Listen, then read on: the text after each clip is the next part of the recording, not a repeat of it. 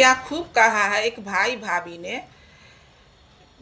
बहन जब अपने भाई को कलाई पे राखी बांधकर और भाई को प्यार भरी निगाहों से देखने लगी, तब भाई बोला कि मांग तुझे क्या चाहिए। तो बहन बोली, भैया मुझे कोई तोहफा नहीं चाहिए, बस मेरा मायका ही रहे। तब भैया बोला कि ये भी कोई मांगने की चीज़ है।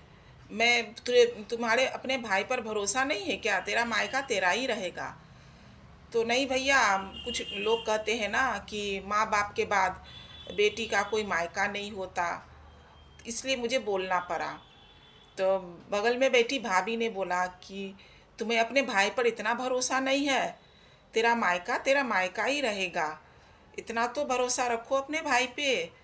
तू मेरी बेटी तो बाद में आई, तू मेरी पहली बेटी है। तो बहन अपने भाई को गले मिल ली, भाभी को भी गले मिली और बोली, को गलत कहते हैं लोग कि माँ बाप के बाद बेटी का कोई मायका नहीं होता। मेरे भाई भाभी मेरे माँ बाप जितना प्यार करते हैं, इससे बढ़कर और क्या तोहफा चाहिए हमें। अपने ही अपनों का ऐसा तमाशा बनाते हैं कि वह अपने कहलाने के लायक ही नहीं रहते।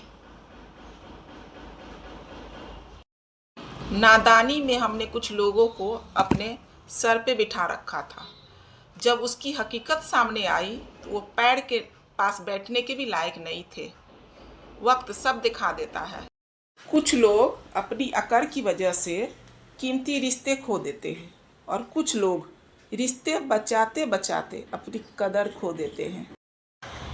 घर के 10 लोग एक बहू को खुश नहीं रख सकते और वही घर वाले एक बहू से उम्मीद रखते हैं कि पूरे घर को खुश रखे, पूरे घर को संभाले। अच्छा पता है, कई दफ़ा मैं क्या सोचती हूँ कि ये जो लोग होते हैं, दो मुँहे लोग, जो दो दो मुँह रखते हैं, जिन्हें हम दो मुँहे लोग कहते हैं, ये ऊपर जाकर ऊपर वाले को कौन सा मुँह दिखाएंगे? अच्छा सुनो, उन लोगों से दूरियां ही सही जिन्हें आपकी नज़दीकियों का कदर ही ना हो। और ऐसे भी कहा जाता है कुछ लोगों को छोड़ना ही सही होता है। तो ऐसे लोगों को ना आप नहीं छोड़ेंगे ना, तो आपको कहीं का नहीं। अपनों से ही सीखा है कि कोई अपना नहीं होता। उस घर में बेटे और बहू पूरी तरह बर्बाद हो जाते हैं जिस घर में फैसले बेटियां लेने लगती है। ये जो दुनिया है ना, बहुत गंदी दुनिया है। आप साफ नियत से लोगों की मदद करते हैं और लोग आपका फ़ायदा उठा लेते हैं। वो नहीं समझते कि आपकी नीयत क्या है, आपकी ईमानदारी क्या है, बस अपने फ़ायदा ही देखते हैं। आसमान में लाखों तारे हैं लेकिन चांद जैसा कोई नहीं। और इस दुनिया में लड़कियां तो बहुत है पर मेरी बहनों जैसा कोई नहीं।